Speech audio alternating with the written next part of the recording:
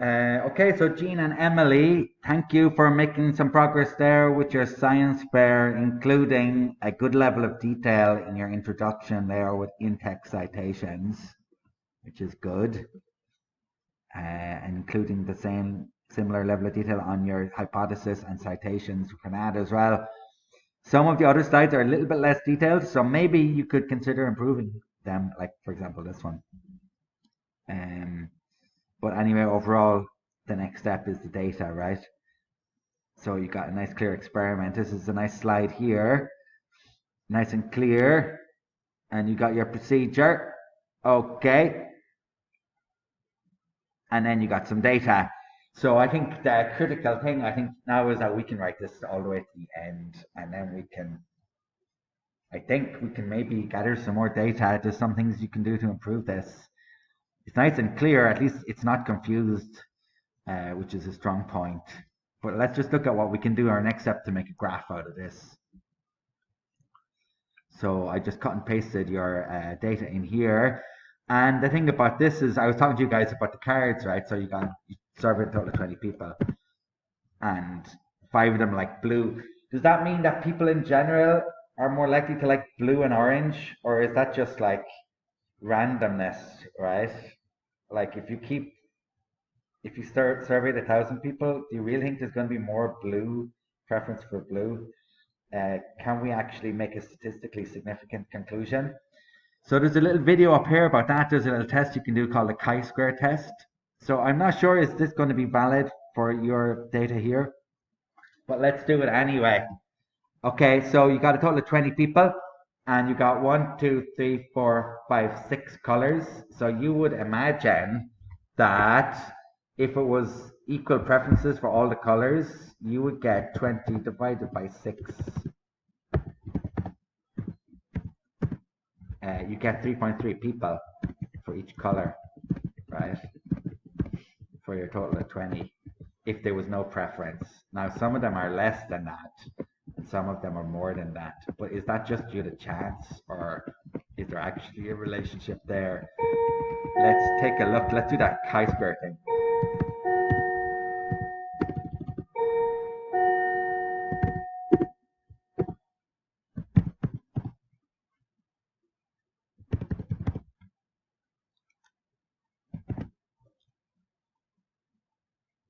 So select the data we have, and then the data that we would expect that there was no relationship between color and preference. And it's given us a chi-square of 0.5. And unless I'm mistaken, that means that we cannot draw a conclusion from the data because the chi-square needs to be less than 0.05 if it's to support a conclusion. But I want to encourage you to watch this video and then go back and increase your survey. I think it would be good if you divided these people into 2 groups, like male versus female, or school age versus adult, or some other way of dividing them too.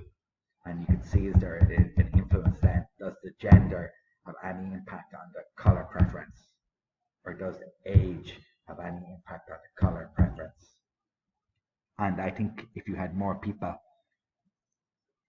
this number is going to get smaller and you'll be able to interpret it in a way that allows you to draw inferences about the wider world and not just the sample that you looked at.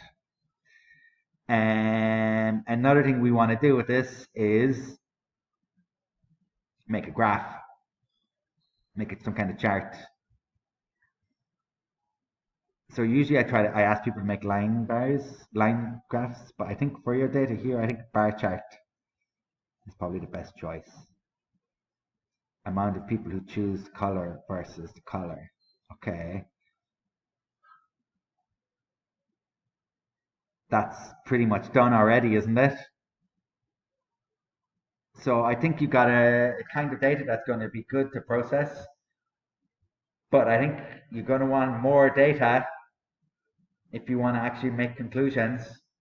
Because like I was saying, if you got a deck of cards and you pull out 2 cards and you say, oh, look, this one is an 8 and that one is a 5. Oh, all the cards in the deck are fives and eights, and the average is 6.5. The average of the number of all the cards in the deck is 6.5. Can't say that because you didn't sample enough cards. So that's what I'd ask you guys to do. Can you get some more? It would be an improvement. And then, but before you get some more, you can actually write up what you have already. So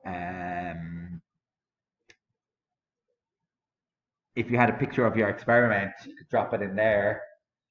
If you want to write about your data, describe it in words, you can write it there. Process it. I kind of did that there, didn't I? I did a little bit of data processing. Maybe you can do something similar where you do some kind of processing. That chi-square test is one of the options that you have. And then make a graph. I made a graph there. You could do similar. And then tell them what it means. So based on our data, it looks like there may be a preference for orange and blue, but we're not really sure if this is going to hold up or if it's just a sampling error. We need to sample more people before we could draw a valid conclusion. It looks as if perhaps there is not a preference for green. And as we saw in our research, green is not a very generally an attractive color for people to choose for their drinks. There may be some research on that because I think green is associated with mucus. It's a little bit yucky, so people don't really like green. It's also associated with vegetables, but maybe kids are not really maybe kids don't have a very strong preference for vegetables. Anyway, the point is this: you can talk about it, right? You can talk about what the data means, but you should also talk down here about evaluate the method. Talk about the fact that maybe the numbers that you sampled isn't enough to support a very solid conclusion. And improvements, you could talk about that by adding more respondents, you could get a more reliable conclusion. Evaluate your hypothesis. When you're doing that, you want to go back to your hypothesis first. What's the hypothesis? Obvious colors affect people's perception of foods. People are used to particular color combinations. Great. Yes. Yes. Okay. We hypothesize that people choose drinks that are yellow and orange. Okay. Great. So you can go back now and see is it supporting that? It looks like it kind of is, doesn't it? Because there was a highest preference there for orange and blue, and yellow slightly less, and definitely more than green, and maybe surprisingly a little bit more than the red. So you could talk about that, but just bear in mind that the number of people that you surveyed is important. Okay, I hope that helps. So I think you can continue with your writing and you can survey some more people. And when we book the lab, maybe you can make up some more of those drinks on Friday and Tuesday. And maybe you can survey your classmates. We just got to be careful we don't poison anyone because we don't usually want to be drinking anything in the chemistry lab. So we just make sure we're super careful about how we do that. Okay, thank you.